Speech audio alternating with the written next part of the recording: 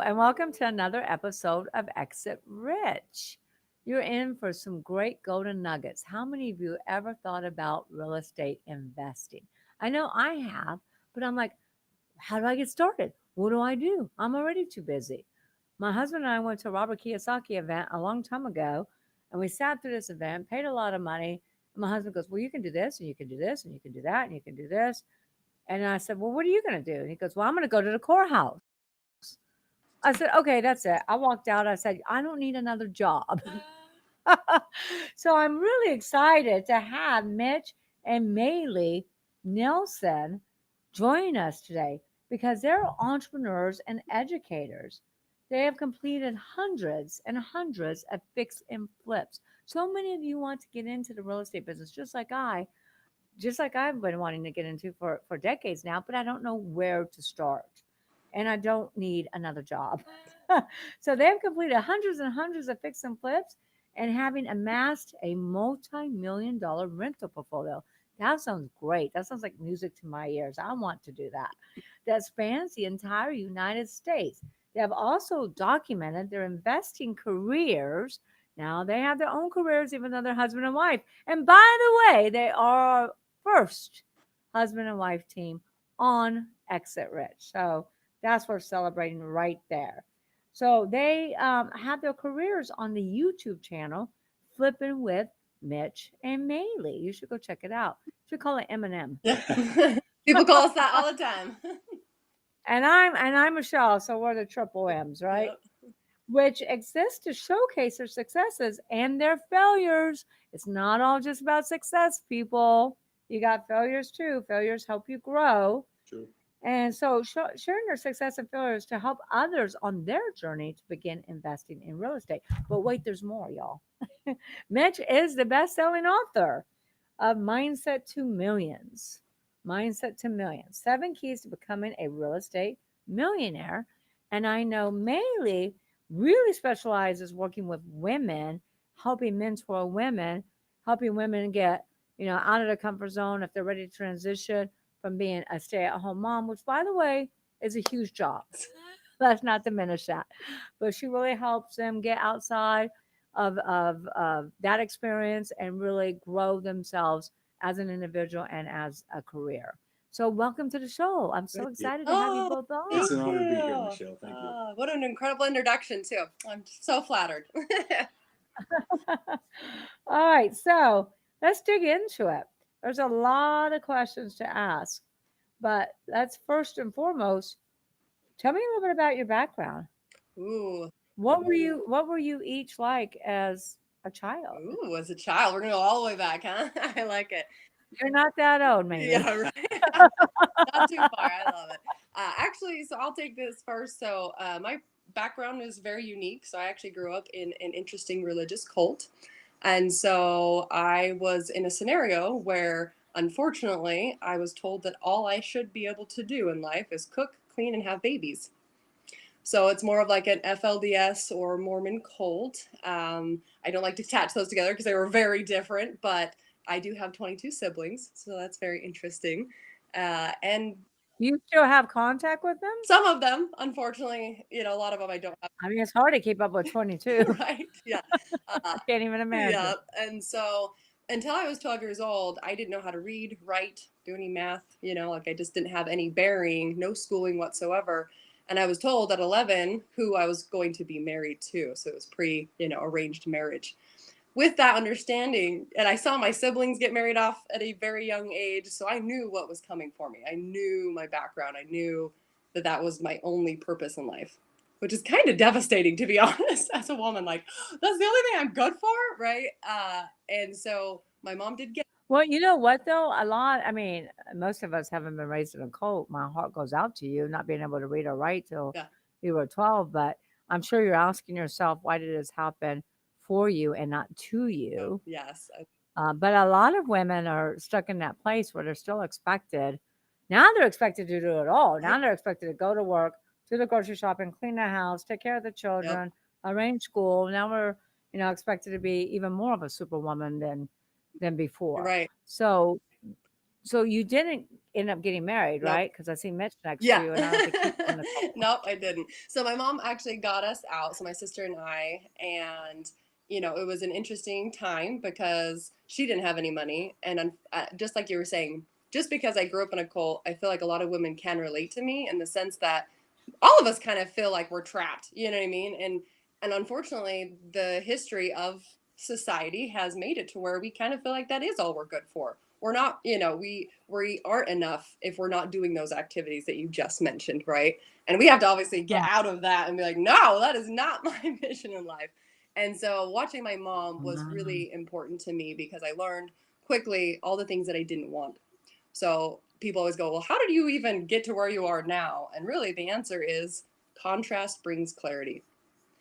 And I was able Mm, to see all the things that was happening to my mother and how she surrounded herself and how she dealt with money and how she ran her life. mm, And I thought, oh my gosh, I want none of that. Right? Like I want to do all the opposite mm. things. And so I did. That's exactly how I. And that's a great point. So many people focus on what they want, they don't focus on what they don't want. And I think it's, a lot of people have had horrible childhoods. Many of them have come out amazing entrepreneurs, Mhm. amazing humans because they're like, oh, I don't want to be poor. I don't want to live like this. I don't want, and I did that too. Right. And so I think that's amazing that you were able to come out of that. Did you have a lot of, what do they call it, deprogramming that you Oh had to yeah, go through? yes, for sure. And Mm. part of it is recognizing that it's okay to be human. And I actually loved that in school. This was definitely something that helped me in business, and why I believe I have become a successful business owner. And this is a good tip. So take this and and knot this down. So I loved learning, right? I had to learn how to love learning, and that Mhm. was really important. But also, everything I did was red. Like all of my paperwork, everything that I did when I turned it back into the teachers, it was red, right? Like they were like, this is wrong, this is wrong, like everything is wrong. And because it was wrong, I went, oh, it's okay to do it wrong. It's okay to learn and keep growing. So the failure was fine for me. And I think that now in my business career, Well, failure is a step forward. right? It's not a step Yes, backward. but in school And they it's don't only teach you in that. failure that you grow. 100%. But in school they don't teach you that, right? So I learned that by myself because of all the red, and it was okay to, to not do it right. But I watched all my friends, and they would be so stressed when they got like a couple, red marks, and I'd be like, oh, well, I mean, I guess it's fine, right? But in business, Mitch teaches us all the time. But in business, you are always copying off of other people, right? You're always trying. You're not trying to reinvent the wheel Mhm. necessarily all the time. You're actually copying. Oh, I am. But I know you are for sure.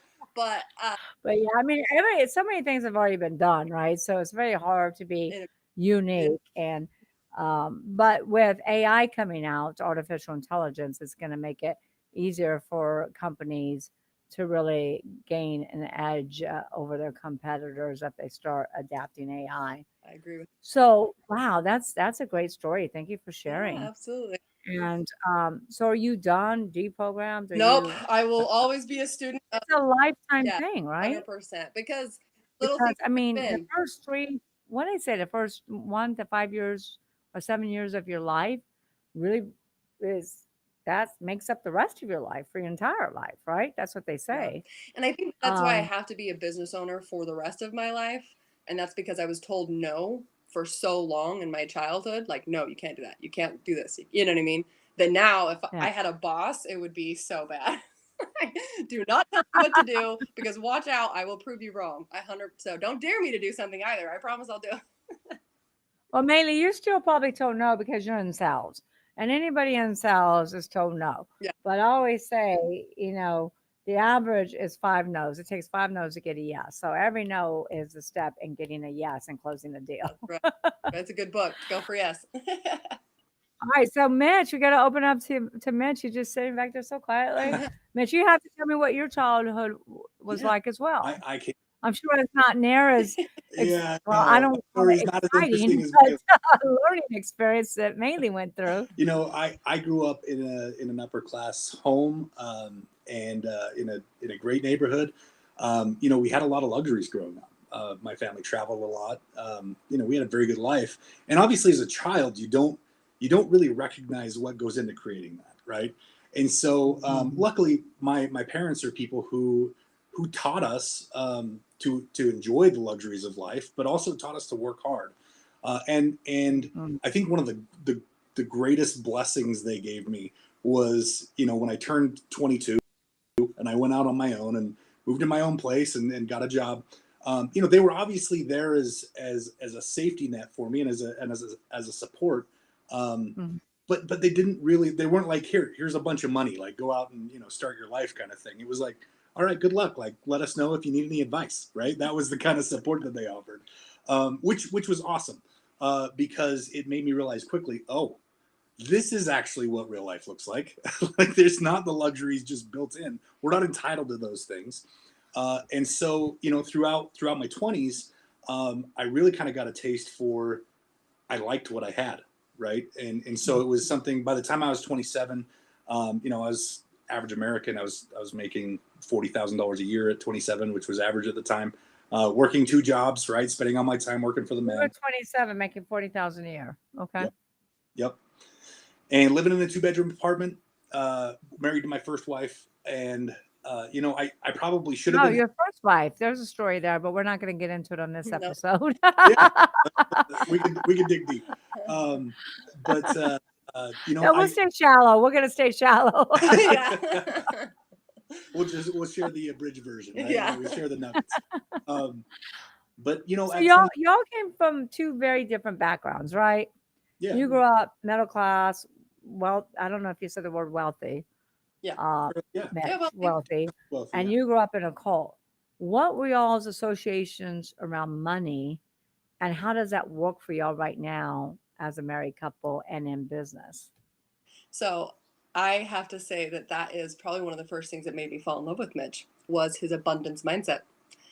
Because Mhm. I came from a very different background, right? And it was very Mhm. scarcity. It was hoarder everything because you never know when you're going to get it, right? Mhm. Mhm.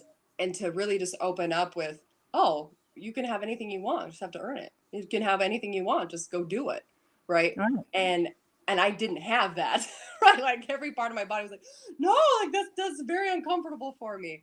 Right. And he was my coach, and so he still is every single day. It really is so great when I start to, like I said, I'm constantly having to learn. Like, oh wait, I'm stepping back into that, mindset where it's debilitating to me rather than that abundance mindset. There's enough Yeah, for it's everyone. very easy for you to go back in that subconscious. Yeah, Yes, very yeah. easy. I mean, So that subconscious really directs, everything we do throughout our day. It can if we're not conscious about it.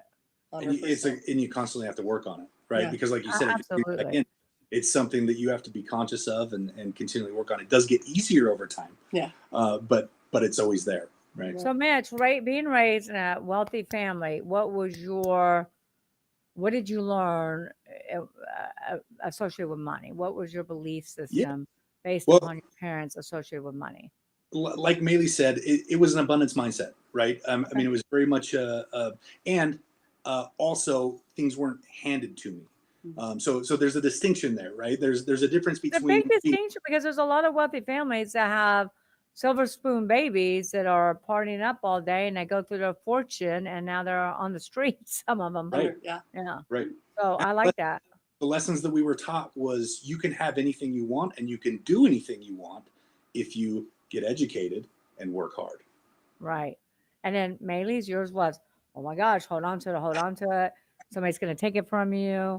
Right. Don't spend it, save. I'm very much Don't spend a it, like save. I need to save, which is not what we should be doing, right? You should be putting money under a couch, and you definitely shouldn't be putting money in a bank and just hold it in a money market. You're losing money with inflation, right? So there was a Right. lot of like, oh, wait, what? I had no idea. I also thought that as a business owner, because I've been a business owner now for 17 years, and my first business was wellness center, but I really thought that I had to save a bunch of money and make a lot of money, but save a bunch of money so that I could eventually go start doing real estate. So that was kind of my pivot. And I was running a solar company actually in California, and I was saving up a bunch of money. Like I was just saving so that, at some point I could take that capital and go buy a Mhm. multifamily or whatever. And I this is like a big deal because everyone is going to go through something in life that transitions their life. And this was it for me. So I thought I had made it. I was the big divisional for the solar company and I was crushing life and I was making a ton of money. and I stepped off the curb wrong, knocking doors, right? Training some of my guys. My left leg goes paralyzed. I was in a wheelchair for 9 freaking months. Oh I my was in a god. wheelchair. And my job was to I knock just fell at a doors, resort in Florida, and I was in a boot for 7 weeks and thought I was gonna die. I right? can't Oh, imagine being in a wheelchair for 9 months. and that was my job, was knocking doors, like walking, Yeah. right? And I had retired my ex-husband, so there's a whole nother story there. And so he stayed home with the kids. And so I was our only income.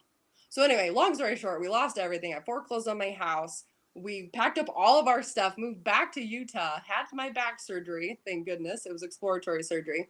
You Used hurt up your back all, or your leg? You hurt your back or your leg? it was my leg that seized up, but it was actually my back that was the Wow. issue. They found a huge cyst in my back, removed it. Within 4 hours, I could walk again. It seriously was like, it was so amazing. But it took all of my savings, right? The pot that I was saying, I just kept throwing money in that savings account. So good thing it paid for my surgery because it was exploratory surgery.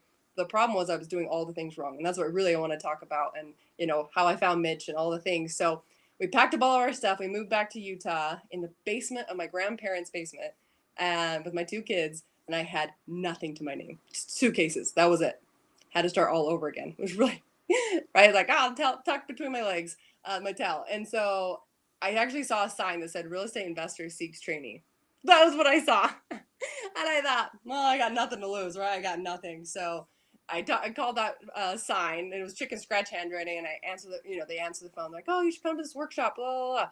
And I thought it would be like a rich dad education workshop because I had been to a couple of those. And anyway, I went to this workshop. Happened to be this guy on stage. So, it's a whole nother story. We always say, results not typical. He doesn't marry all of his students. But fast forward, that was really where in 2 hours in that workshop that he did, I learned more about real estate, but more about business Uh-huh. specifically than I had in my entire career, 14 years of being a business owner. And I just thought, how could have I been a business owner for 14 years and not know in 2 hours, he completely changed my perspective, changed everything I thought about business and my financial situation specifically. And I was just overwhelmed and thought, oh, I have to do this. I have to get jumped in like head full on into real estate because everyone needs to know the things that I know now. Everyone. And so this is where our story began.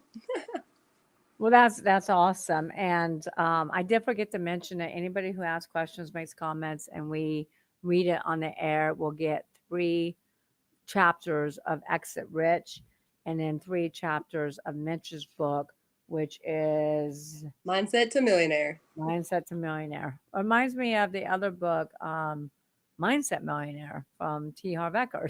Yeah. Yeah. You know, yeah. Yeah. Yeah. So, all right. So those are great stories, and a lot of things happen for you, Yeah. maybe to shape the woman you are today and the entrepreneur you are today.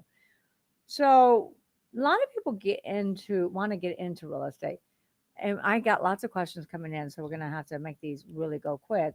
But what is the biggest financial mistake you see people making? There are several. But the biggest financial mistake people make is that they don't get educated, right? We're told, well, look, we're all given free education, public education, right? And we're not really taught how to go out and operate our finances. We're taught so very little. And a lot of entrepreneurs don't seek out further education around their finances. I'll give you one good example, and probably the answer to your question. Maeli talked about saving. We were taught one strategy for saving in our free public education, and that was the accumulation strategy.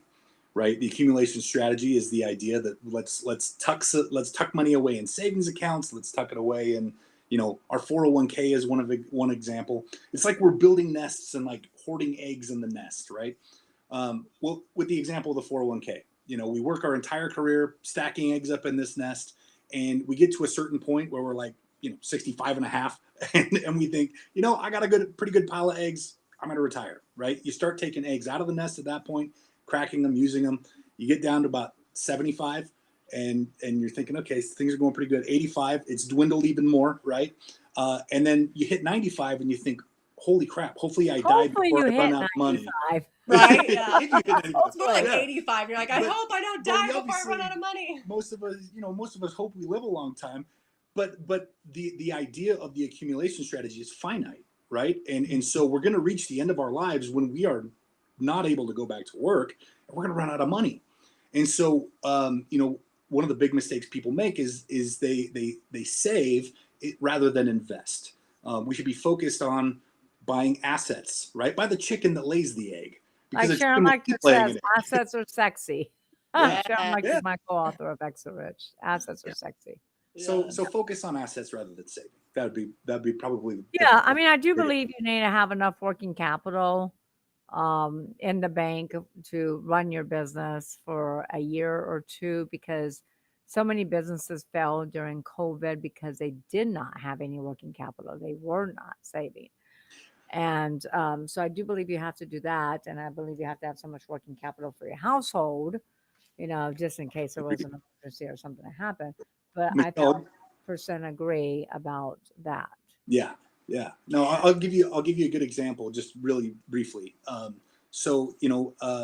have been times. I mean, look, we all know, entrepreneurs know, it's a roller coaster, right? And Maylee and I are not exempt from riding the roller coaster, and there have been hard times in our business. But we've had assets that we could liquidate, that were like savings accounts, right? But they appreciated faster while we didn't need to liquidate them, they were cash flowing. Those are all things that savings accounts won't necessarily provide. Yeah. And so I agree with you. You need to have that working capital, right? And you need to have that, that security blanket, if you will. But one of the questions that just really shows me that the person is financially uneducated is they'll sometimes ask, well, how much money do you have in your bank account, right? And they expect this big number, 10 million, 20 million, 25 million dollars in my checking account, right? We don't keep that kind of money liquid and just sit it there, because it just collects dust, right? We have for our needs, and we have our emergency account, but when we have an excess of cash, we put that into assets, right? So the better question to ask a wealthy individual is, what is your asset? How many assets do you have, or what's the value of the assets that you have, Or net right? worth. Yeah. Yeah, I agree with you 1,000%. I do have a friend that I call him the Godfather of Chicago, especially the Nice. South Side. The South Side, because he owns so much multifamily there. But he had some experiences where we were trying to invest in different things in South Africa, and he's like, "Well, I'm not liquid. I'm gonna have to sell some assets." Right. So I always think you have to have a balance, right? You have to have your assets, your asset producing properties. You want asset producing properties. You don't want assets that are just going to sit there and collect dust. No. You want Right. the assets producing properties, but you also want to have some liquidity if there is something you want to invest in, maybe you can't get the financing for, or something like that. So I do believe there's got to be some balance there as well. Now, one of the things that I know that you are an expert in is how can small businesses get more money from the IRS? Because you said, Michelle, ask that question. Yeah, Yeah. yeah. So, how can small businesses get more money out of the IRS? One of the things that I think is underutilized as business owners and as real estate investors, is the idea of understanding the tax law. Right? We talk about getting educated.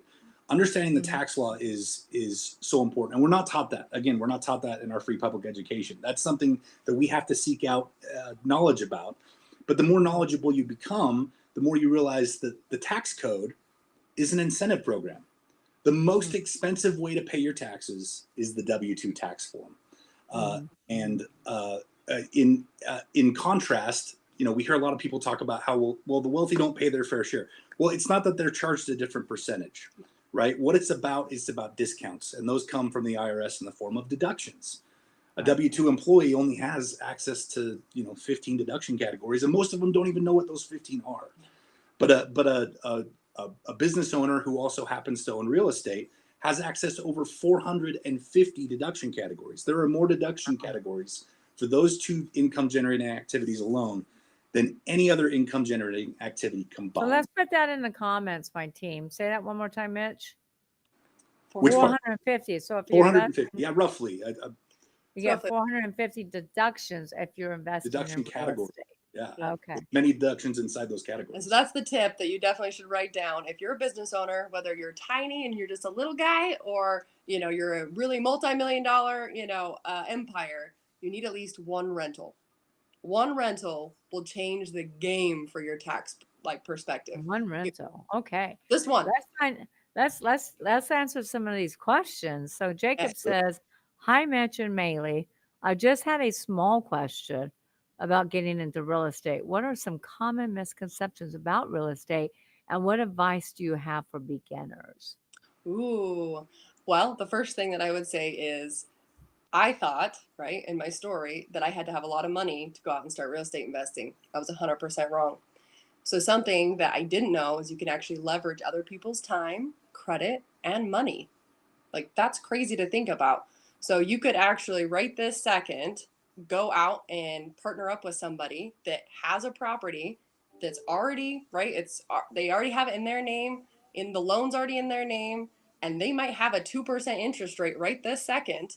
And you could actually seller finance or subject to that property and take title, right? And so it's still Mhm. your property. Give them like a $20,000 down payment, and now you have a rental that's cash flowing every single month. Now you got to How do are the you coming up numbers. with that 20,000? So whatever the down payment is, I like 20,000 because if they're a distressed homeowner, which is what we focus on mostly, so a home that is about to get pre-foreclosed on or foreclosed on, distressed because it's meth, mold, radon, there's a lot of reasons why people would just go, I have to leave, I can't stay in this house any longer. Mhm. And so if they're in a position where they're like, I can't do this anymore, we show up as heroes, right? Because I was in that position. I know. I lost my house. If had somebody like Mitch knocked on my door or myself, I would have been like, thank you, thank you, thank you. Because it would have fixed my credit, right? It would have healed my Yeah, situation. I couldn't have lived there anymore, but at least I wouldn't have had a foreclosure on my name, you know? And right. so that's so powerful that they're usually behind about $20,000 to $30,000 on their mortgage. I see somebody else talking about, because of COVID, there was a lot of variances where they didn't have to call the note due on their mortgage. But all of a sudden, guess what, people? This is the time to start real estate investing because the note is being called due. We have to help hundreds of thousands of people get out of this bad situation because they don't have $30,000 just sitting around. They don't. And they have a ton of Right. equity in their house, and we can show up and be their hero and be like, we got you, right? Well, you're And going to have a lot more properties coming available, during this economy. yeah. Stefan asked, how do you approach finding the right partners, and what advice do you have for maintaining successful business relationships? Because we can all go out there and find partners all day long, but I've been burned by partners. A lot of people have been burned by partners. I got a lot of my clients have been embezzled by their business partners and even family members. And Yeah. so, how do you find that right partner and how do you maintain that successful relationship? Yeah, well, I always like to say knowledge mitigates risk, and so you'll hear us preach about get educated around whatever area, right? And that's true of strategies on a high level. That's also true of partners or specific deals. In our case, real estate deals that we're working on, or if you're buying a business, do your due diligence. We saw a kind of a fad that happened in the economic boom of 2020 and 2021, Mhm. where these wholesalers were selling off properties where it's like, give us a non-refundable $5,000 check, you have to close tomorrow. It's like, well, when can I do my due diligence on the property? Oh, you can't, you just buy it, right? Those aren't my deals, because when That you sounds like a zoom in, con. yeah, Right? For sure. Yeah. exactly, when you Buyer zoom in, beware. yeah, exactly. Yeah. So when you zoom in, knowledge mitigates risk, so do your due Knowledge diligence with mitigates your partner. risk. Put that in the comments, please, my team. Yeah. Knowledge mitigates um risk. and also, there is always risk. You can never mitigate all the risk, and you can't control that other person. So you're entering into a relationship, that could fail. But like we've been talking about, sometimes failures are worth more in their educational experience than they are in the money that they provide, That's right? a good point, uh, too. Sometimes failures are worth more. Yeah. Yeah. All right. So, Emily asked, how do you approach risk? How do you suppose risk taking in your business decisions? Are there any principles or guidelines you follow when evaluating potentially risky opportunities? That's a good one. I didn't see this. Is it Emily's? Yeah, it says, how do you approach risk taking in your business decisions? Are there any principles or guidelines you follow when evaluating potentially risky opportunities? Yeah, so kind of to, back to educational. So I am in charge. So Mitch and I, right, this is kind of unique. We run a very large business empire together. And people always go, how do you do that? Like I'd kill my husband or vice versa. And that is probably true for a lot of people. But how we divide up our responsibilities is very unique, I guess. But I am in charge of all acquisition. And so I find the properties, I'm doing all the analyzation on the properties. I'm verifying that these properties are going to either cash flow or they're going to obviously make us a profit on the back end when we're fixing and flipping the property. And so I have to be very like diligent on my numbers. Mhm. And so that is my expertise, is my ARV. So you make money on your after repair value. So that is what I'm constantly doing. So an ARV is, you don't make money when you buy the property most of the time, right? You make money when you put tenants in it, or you make money when you sell the property on the back end once you've remodeled the home. And so that is very important, is to know your strategies. That's a longer conversation and a lot more information that needs to go into that to answer it completely. But I do actually have on our show an entire work, I break down exactly how to run numbers. Yes, So feel everybody free to should do that. follow them on their YouTube channel. What's the name of that channel again? Flipping with Mitch and Maeli. Flipping with Mitch and Maeli, and we'll make sure to include it in the show notes. So, Thank you. Thank you for the. Yeah, thank you. And actually, tonight we have a YouTube live if you wanted to jump on. And I'm actually showing people how to write up contracts. So, how to actually make an offer and how to get somebody to accept a contract. So, if that's interesting to you, it's live. Jump on, come say hi. now do y'all do more flips or do you do more rentals? Kind of. Well, our primary investment strategy is rentals. Our goal is to acquire rentals. What we found is that people are individuals, private money. People are willing to lend money for 6 months, 9 months. Less likely to lend money for 30 years. So, and we're talking private individuals, right? Not banks. So we found it really easy to do to use other people's money, run a fix and flip business, take our portion of the profit, and funnel that into our rental portfolio. So we do both. We have done more flips than rentals.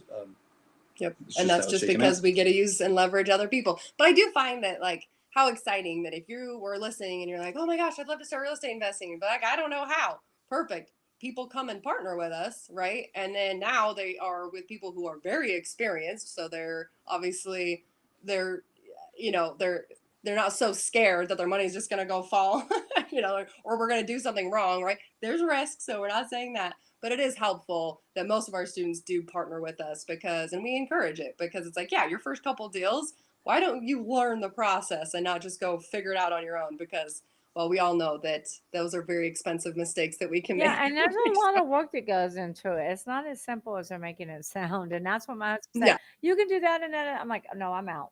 yeah, I yeah, need yeah. a done for me is what I need.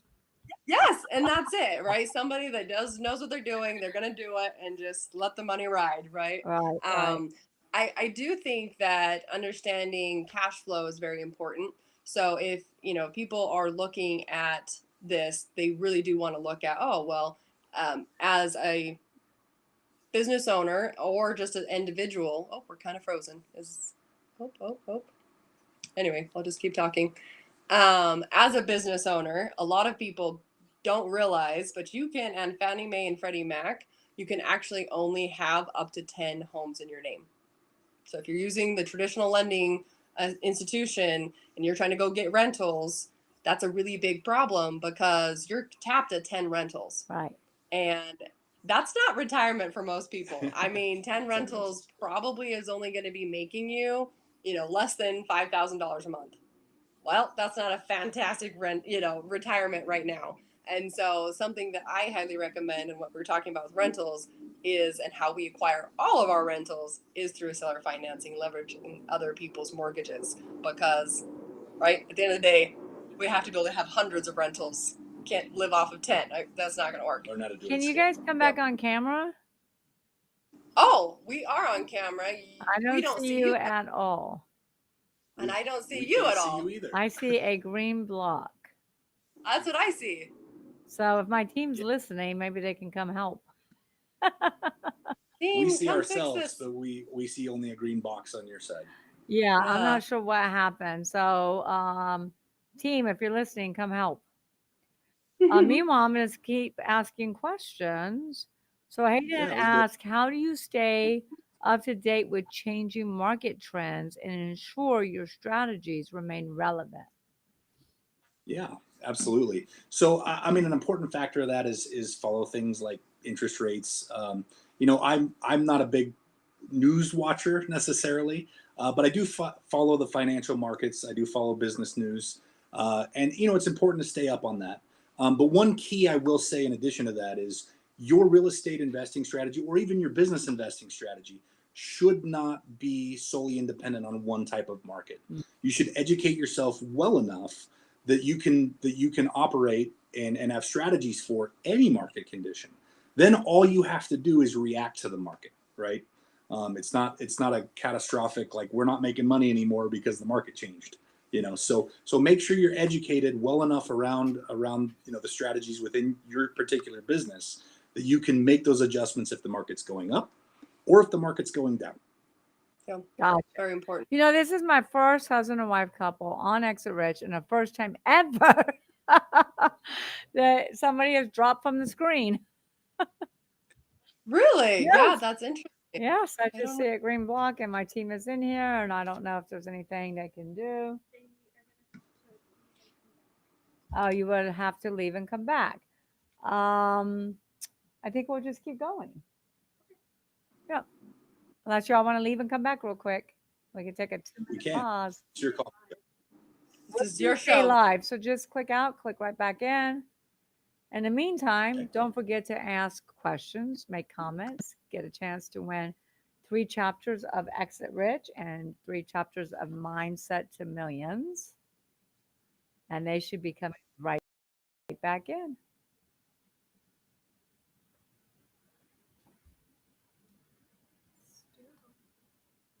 And it's not working. Are y'all there?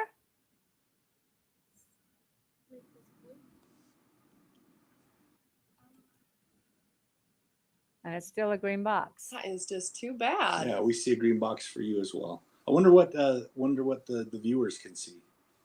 Yeah, can somebody put in the chat maybe what they see? They can see a green box too. So I'm just going to do it like this, and y'all can still hear me, and we'll continue to go. Are y'all there? Yep, we're here. Okay, so I have to leave it up that way. Thank you, audience, for being so patient. You got to roll with the flow, right? Right, 100%. When life gives you lemons, you got to make some lemonade out of it. So let's make the rest of the show super spicy and yummy for you. So they're right here. It's smaller. Okay, but no idea. Okay, so this has never happened before. Never has this happened, but there's always a first for everything. And you know what? It's probably a restream issue. All right, y'all are still there? Yep, we're here. All right, perfect. So, Emily asked, what advice would you offer those who might be hesitant to invest in real estate to help them really make informed decisions? It's a really good question. And I'm so actually glad you asked that because at the end of the day, I hear it all the time, at least. Oh my gosh, real estate is so risky, right? Real estate is so risky. But again, if you know the numbers, that this is it. It's not about how pretty the property is. It's not about how cute or how it smells or any of those things. It's about the numbers. So my advice to you is to learn how to run your numbers down to the decimal so that you can know what you're going to be making, right? And yes, there's always little things that can come up, but it is so much easier to, if you're creating numbers and you're setting aside for the what ifs, right? You're creating an extra $10,000 kind of slush fund for the what ifs. That will save you a lot as well. And then the biggest thing that I think we do that a lot of people don't do is the due diligence. Like Mitch said, we spend between $1,500 to $2,000 on every single property we buy because of the inspection. And it's because we are testing meth, mold, radon, every little tiny thing you can possibly think of, and sewer scopes, right? And people are like, oh my gosh, why would you do that when the home is only X old, or it's only, you'd be so surprised, guys, in America specifically, how high the meth is and how high the meth or the radon, especially in Utah, Park City areas. I mean, it is, and we obviously invest all over the nation, but meth and mold and radon, those are great opportunities as investors to get a huge discount because we know how to mitigate those problems. We know how to handle those at a very cost effective scenario. But for an individual who is trying to sell their home, that could be catastrophic. I mean, they're going to get a nasty, paper slapped on their wall or on their door saying, contaminated, and the health department's shutting it down and they can't go back in their house. And now they have to disclose that they have meth or mold or radon or issues in their home to try and sell their house. This is a great opportunity for us to, know what we're doing and be able to get a great discount on something that might not actually cost us a ton of money to mitigate because we know what we're doing. So that would be, I think, a great place to understand is just do your due diligence and get a proper inspection. So a lot of the things that you and Mitch have been talking about is do your due Yeah. diligence, right? Do your Yep. research. Um, you're paying $1,500 to $2,000 just for the due diligence. Know your Yep. numbers, right? Yep. And a lot of people are probably wondering, well, why is Michelle doing a show right now on real estate investment? Because real estate is a Yes. business. And so many business, so many real estate investors, they run the real estate business as really not a business. They just run it as, hey, I get the real estate, I do this and this and this. They don't know their Like a numbers. They hobby. don't really know what the portfolio is. They don't know how to build that business for exit because real estate businesses also sell, and real estate businesses sell for a pretty high multiple. So you want to build your real estate business as a business, and you want to ensure that you are reading Exit Rich and making sure that you're building your business on those 6 P's that we talk about. What were you going to add on that, Mitch? Oh no, you said it. I was agreeing with you. I think that the quote that comes Oh, to okay. mind from an early mentor that I had is, if you treat it like a hobby, it'll pay you like a hobby. If you treat it like a business, it'll pay you like a business. Yeah. And a lot of real estate investors some fail because they're not treating it like a Yep. business and it gets away from them. And so you don't want to just treat it like a business. You want to run it like a business. You want to build the business on having the right people in the right seats, making sure that you have multiple profit centers. One thing that I really like about Mitch and Maeli is they're not just investing in real estate. They also have, and they're flipping and rentals.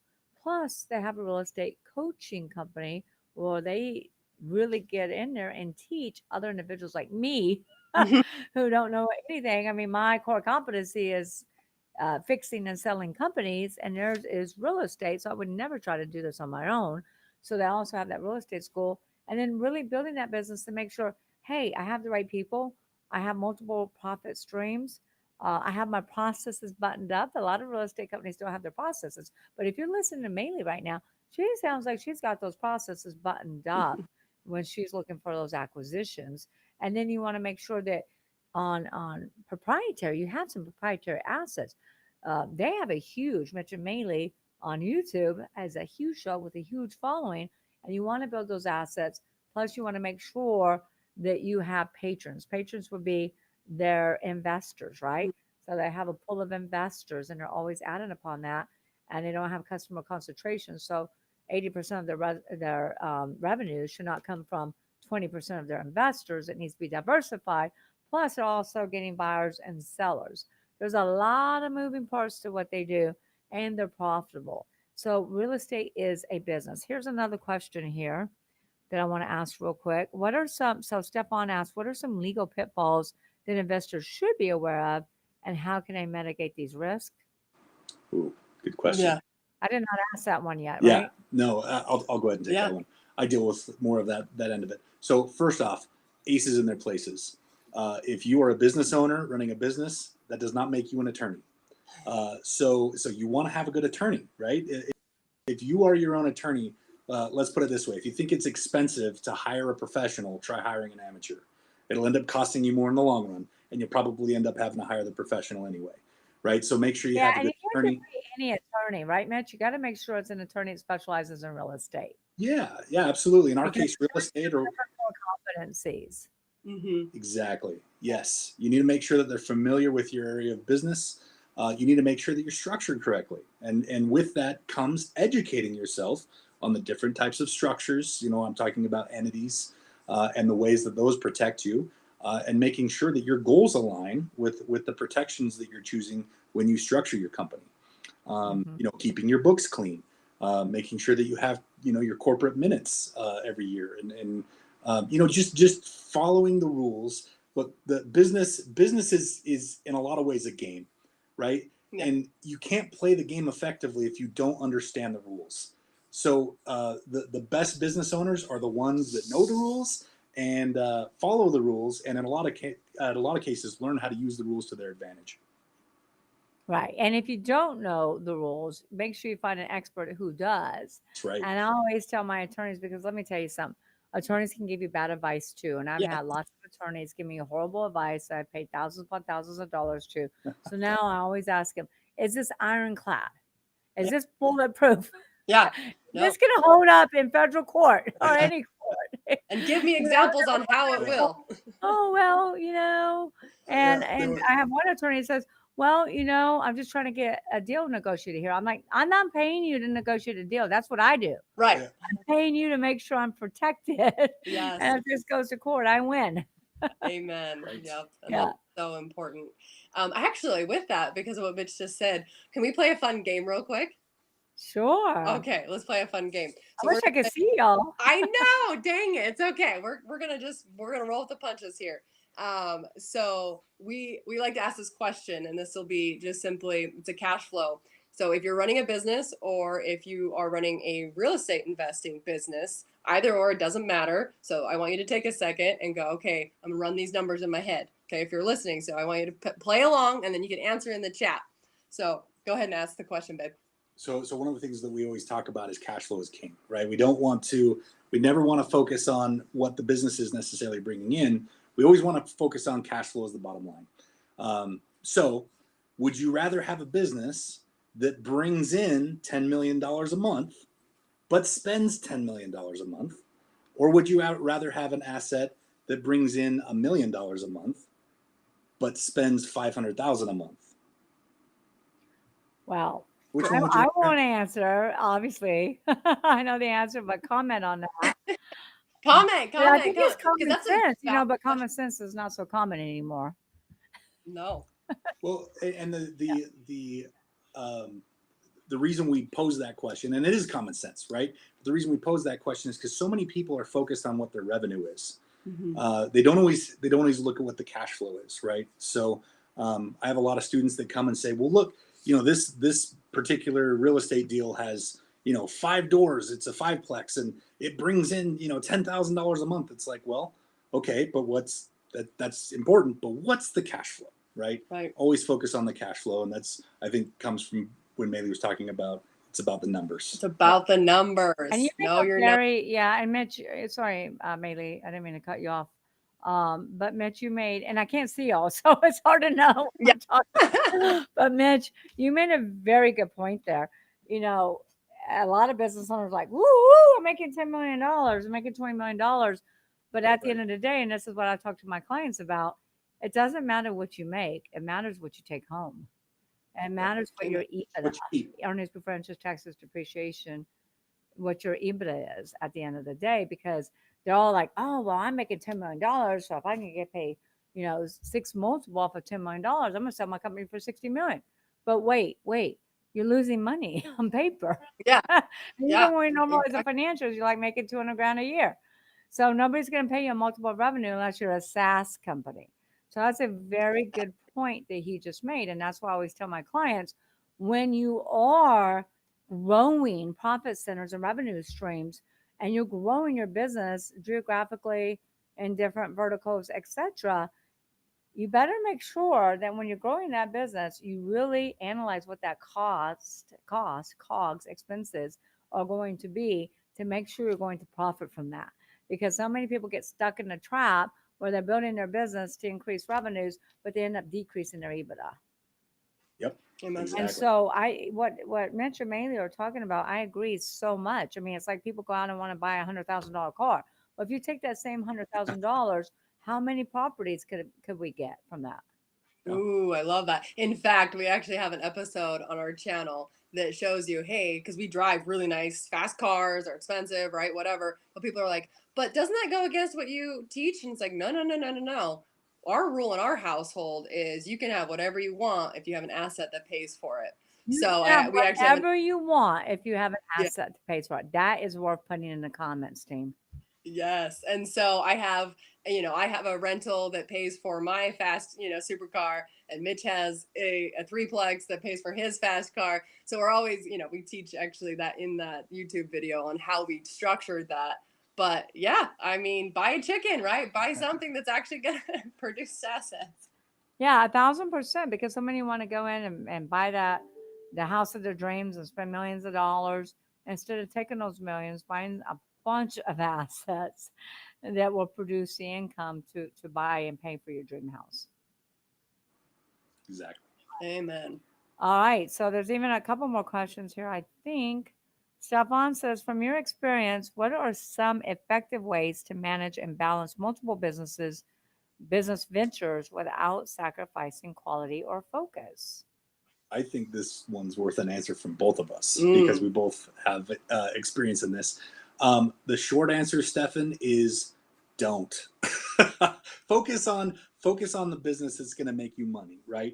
However, that would be a hypocritical answer from me because Maeli and I do run multiple businesses, but the way that we've been able to balance it is by making sure that those businesses are in the same vertical. That way, when we're doing an activity like lead generation, which you have to do in every business, including real estate, when we're doing lead generation, we can be talking to the same lead and filter them based on are we going to be buying your house? Is Maeli going to be listing your house? Are you potentially someone who wants to learn about investing? Right? These are all conversations that we can do one activity and generate leads for the same people because the multiple businesses we run are in the same vertical. Mm. So, That makes a short lot of answer, sense. Yeah. try to focus. Long answer, if you're going to do it, try to keep them in the same vertical so that you're not having to have 3 different jobs. You just do one thing that feeds all the businesses. Yeah, no, Yeah, I and mean, that's, I'm sorry, I will give the same answer to that when you're adding additional revenue streams to your current business, right? You yeah, want to make sure that yes, it's synergistic. If you own a restaurant, you don't want to go own a landscape company. You might want to Right. own right. a private label brand, uh, Yes, and something yes. that's synergistic. So Emily asked, how can investors prepare for potential downturns or economic challenges to ensure their investment remains resilient? Mm. Because that happens. Like, remember the 2008 bubble? Oh, yes. Oh, it was a crash. I think it Yes, was it a has. crash. I'm sorry, the 2008 crash. Yeah. Mailey's looking at me because my part of the business is how we structure the money. Yep. So I will answer this one as well. So um, there's you have to have multiple exit strategies. You can never, and I'll use real estate as an example, but this applies to any business. So whenever we're looking at a fix and flip, Mailey and I just passed up a few months ago, passed up on a fix and flip that had the potential of making us $200,000 in profit, and it would take us about 9 months to flip 200 grand. We passed up on, and the reason is because it wouldn't have worked as a rental, a long term rental, it wouldn't have worked as a short term rental, right? And those are our 2 primary exit strategies that we look at.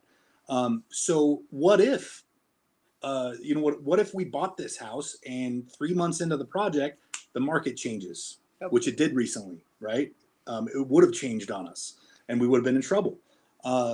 Because if we only have one exit strategy, and that is sell it for more than what we put into it, and we get to the back end of the project, and now the market's changed, and the market value is lower than what we spent, our only option is to lose money. Mm. So make sure you're structuring deals in a way where, yeah, you have plan A, but you also have plan B, C, and D, and so forth. That's going to protect you. And then obviously learn more than one strategy, right? Because when the market changes, you should just be able to react to that and pull a different skill set out of your tool belt. Well, Yeah. there are a And lot of people have lost a lot of money in real estate. mm-hmm, How do you mm-hmm. avoid that? Yeah, something I'll toot on Mitch's own horn here because I can. So he actually invented something called the debt equity blend, and I do want unfortunately, you'd have to see it to understand it. I don't think you can just talk about it here. So I highly encourage you to one, reach out to us on any of our platforms and be like, what the heck is the debt equity blend? And then allow us to actually explain this to you and break down numbers with you, because the debt equity blend will keep you safe in any economy. It doesn't matter what's going on, your money will feel very safe. And it's because of how the money is structured, so that you're never all debt. And the all debt people is what really gets you in trouble. So I'm sure you're familiar with that concept, Michelle, as you've been operating businesses. You never want all of your capital to come from all debt or all equity, right? You want a healthy blend of that. And that's true in real estate too. If you're using, especially if you're using mostly other people's money, like we do in our fix and flip business, a lot of people make the mistake of going and structuring all debt, but that gets them in trouble when markets change. So we structure a blend of debt and equity to purchase our real estate. So Hayden, and we might have already touched on this a little bit, but Hayden's asking what are some trends you've observed in the real estate market, and how do those trends impact potential investors?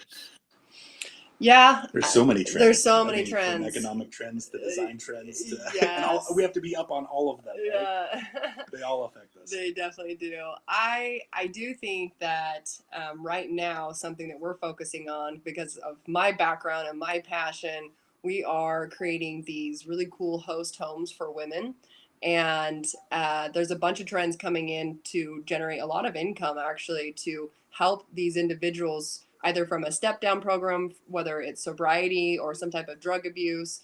People, women, and children, it doesn't matter, men that are coming from an abusive situation, whether it's a lack of, their childhood, maybe abusive, kind of where my background came from, or whether it's just an abusive relationship that they're in now, to sex trafficking, to there's all sorts of really horrific things that have been happening to specifically women. That's my focus. But obviously, men are in a scenario where they can be in, there's other homes for them. But that is a trend right this Well, second. men get, teenage boys get human trafficked Yes, too, yes, not exactly. just women. Yeah, oh, exactly. Which that's Girls. why I stated, right. My focus is this, and the reason why it's my focus that I'm kind of creating this trend for at least our area and wanting it to go nationally, because there's no homes really for women right now. There is actually quite a few men homes, and it's because for whatever reason, I mean, I probably know the reason, but men homes are easier to manage. Women homes are very difficult to manage because we're super catty and we don't get along, and there's been all these Who's issues. catty? Women, evidently. That's very Evidently. true. Yeah, yeah. And so there's Very very true. few, I mean, very few women homes to provide this, like this scenario to serve these women. And so that's a trend that we're trying to create right now to help these individuals. So that's a trend. You can actually create a trend. You don't even have to just rely on the market. I like that. That's why we say create your own economy. Amen. Yes. Don't worry about where the economy's headed. Create your own economy. Jacob asked, how do you determine when to hold onto an investment versus when to sell? Yeah. So, Jacob, a lot of that's going to be subjective. Some people, um, some people have certain goals. Some people have the idea that I want to create massive income and I want to do it quickly, right? So their whole idea is going to be I'm going to look for properties that would be or businesses, assets in general that I can buy, add value to, turn around and sell at a profit, right? And other people might have the goal of, hey, I want to build a long-term retirement nest egg that's just a portfolio of assets that are just going to perform. So primarily, Jacob, that comes down to your specific goals and is subjective to you. However, the market can also dictate that. Like I mentioned earlier about exit strategies, we have been in deals where we bought it thinking it was going to be a short-term hold that we'd add value to it, turn around, sell it for a profit. The market changed on us, or something else happened that caused us to not be able to sell it at a profit, and we converted that into a hold. Now, luckily, in every scenario, we've been in a situation where we created those exit strategies from the beginning. So all we had to do is execute on them. But primarily it's subjective. Secondarily, the market will indicate that to you. I love how Mitch keeps talking about exit strategies. Exit Rich. You see the book behind me? Mhm. Exit Rich and Maeli. You got to always build your real estate business to be sustainable, scalable, and one day sellable. Even if you don't think you're selling now, you never know what the future holds. And a lot of people come to me and it's too late. So build that sellable real estate business. All right, question for me. What are your predictions for real estate market in the next few years? And what advice do you have for investors looking to thrive in this evolving landscape? One trend, or something that I see happening is that nightly rentals, short-term rentals, Airbnbs of that nature are going to come to a screeching halt. I don't. Really? Yes, I don't think there's a lot of areas right now that are shutting them down rapidly. I It's mean, because of regulation. yeah. So, Vegas, for instance, was the first one, I think, area to be like, no Airbnbs, no nightly, no short term rentals because of the hotels have such a huge, pull. And It's political. it's very political. And so there's a lot of areas right now, hundreds of areas that are just every day I get another notification saying, hey, this city, this county, this state, the state can just come out and say no short term rentals. There's a couple of them. So I do That's think that, scary. That's really scary. And those are the yeah, things you have to look for when you get into business or when you yep, invest in real estate. You got to try to predict the future as much as possible. And I assure you, a lot of investors did not see that coming. Nope. yeah, yep. And so, yeah, None of us have a crystal ball, Michelle. Isn't that? I mean, you know this, right? Yeah, None of us I have know, a I crystal know. ball. But I always say, think about the worst, the worst, the worst, the worst, the That's worst, yeah, the right. worst Yeah. thing that can Hope for happen exactly. the best, but prepare for and the hope for the best. Yeah. And, that's kind of how you or how I look at deals, business deals is what's the worst thing that can happen? What's the most likely thing that can happen? What's the best thing that can happen? Yeah, 100%. And is it too much risk or is it still a good deal for me? And so how can investors identify emerging markets and capitalize on these changes? It's numbers. Now, I will say one thing I have learned is you can invest in real estate in any market condition, in any geographic market. There are deals. There are deals everywhere. There is in every city multiple people distressing a home that just for you, so that you can come in and add value to it and either sell it or rent it out, right? But whether it's subjective and you're like, I want to invest in my hometown, it's about the numbers. Whether it's I Mm. want to go find the best place in the country, well, it's about the numbers, right? And then in that case, you would look for higher incomes, lower crime rates, growing the numbers of their growth numbers, right? High growth. You would focus on the metrics and the data, and let the data make the decisions, right? As investors, we never ever, and this is true if you're investing in businesses or in real estate, whatever your asset class, never make emotional decisions. Yep. Decisions should always be driven by data and numbers. Yeah.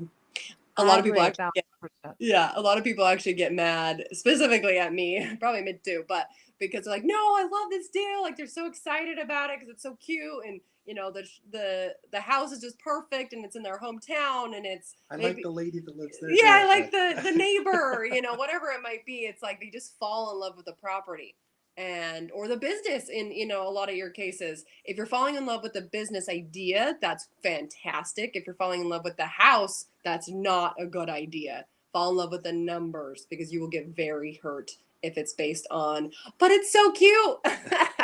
Nope, that's not gonna work. That's right. It's always about the numbers. You got to pay attention to the numbers. So we're running against the clock here. So let me ask you, what tips do you have for married couples working together? Because I worked with my husband, but what tips do you have for married couples? Ooh, I will go first. So I think for me, having very clear expectations. So communication, right? And that's just in marriage in general, right? That's a tip. But definitely when it comes to business, I think having clear expectations of what the other person is expected to do of the Mm. business and then stay in your lane, right? Because if I have just in our fix and flip world, for instance, that type of business, my job is very specific. I find the properties, I run all the numbers, I make the offer on the property, and I get it accepted. Once it's accepted and it's through that proportion of our business, I turn it over then to Mitch, and then Mitch runs his numbers. He finds the money, right? So he's the equity partner guru, right? So he finds the money, and then he funds the property, and we close on the property. So those are that is very, there's a clear line, and I know when I've done something wrong because it's in my, my element of my business, and vice versa. He knows his deadlines. He knows when it's got to close. He knows, right? But then we have to kind of come together and figure out negotiation tactics on a specific property. We come together when it's talking about timelines, and it's like, well, can you extend this? Can you? So we do have to work together in the sense of making sure there's balance on the specific acquisition. And then once we have it under contract and we purchased it, I do all the design. I'm coming up with the new trends and what's happening and what the market looks like, because I'm in the field, right? I'm looking at all these properties every single day. That is my job. Whereas Mitch is behind the scenes more so. And so then from there, he will go, okay, well, I will make sure that we're on budget, we're on time, right? He runs the construction side. We own a construction company. So that's, really keeping So you clear. own a construction company too. Yes. We do. Yeah. So they're Vertical. strategic, Vertical. y'all. They're strategic. Vertical. Vertical. Yep. Do you own a Yep. management company too? Not yet. It's on the list. Yeah. So my brokerage So, does have a property management company. So so that's important to stay aligned. All right, Mitch, real quick. Yeah. Respect. Respect is the biggest thing. Respect. Maeli mentioned drawing those clear lines between responsibilities. That's important. And we have a little saying, in Maeli's responsibility, she's number one and I'm her number two. So when it's in Maeli's realm and she needs help, I recognize that I'm the number two. I'm the assistant in this case, right? But if it's in my wheelhouse, my area of responsibility, I'm the number one and she's the number two. And we respect each other in that way. We've had to create these systems for ourselves. It doesn't just happen. You've got to do it intentionally to be able to work together as a couple. And so you have to have these conversations and develop these systems. And sometimes they fail and you have to create new systems. But communication and respect. Do y'all talk business at home? yes. My husband always said, "Do not talk business when you get home." I'm like, "Well, that's impossible for me." Right? Yeah. No. Impossible. All right. So give me 3 tips for anyone thinking or looking into invest in real estate and they're a newbie, they've never done it like myself. I own real estate, but tell me 3 tips. Well, we've already talked about the 3 tips that I'm going to share. That is number one, get educated. Don't go out and try this and think, well, give it a shot, right? It's a lot more difficult and there's a lot to risk if you don't know what you're doing. So don't gamble, get educated, and be an educated investor. Number 2 is work hard. Hard work is Well, what if you're an entrepreneur can't trying replace to it with- diversify like me? I don't have the work to put in it, which is why I walked out of Robert Kiyosaki. Yeah. Then you find partners, right? And you leverage relationships. Yep. There is a place for people who are in a position where they're like, hey, I'm making massive amounts of money in my business. I want to put in real estate, but I don't have the time to go learn a whole new skill. Well, then that's a great opportunity to partner with somebody who already has that skill. Yep. And can go And get I truly believe that entrepreneurs should diversify. Like I'm diversified in different businesses, stock market, etc. But and I do have real estate, but I believe you really should be balanced and you should be diversified in all your portfolios. All right. Any last minute tips or last minute go to nuggets?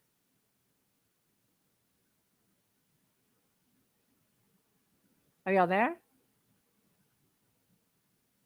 I think I lost them. Okay. Well, we will add all of their social media to our comments on social media. Plus, we'll make sure it goes into the show notes. Thank you so much for listening to another episode of Exit Rich. I appreciate your patience. We've never lost anybody on camera before, and now voice. But thank you. Please share this with your network, your fellow entrepreneurs, anyone that's looking to invest in real estate and or run a business on real estate. Please share this with your network and make sure you subscribe to Exit Rich. Until I see you next time. Next Wednesday, we'll have another amazing guest. Thank you.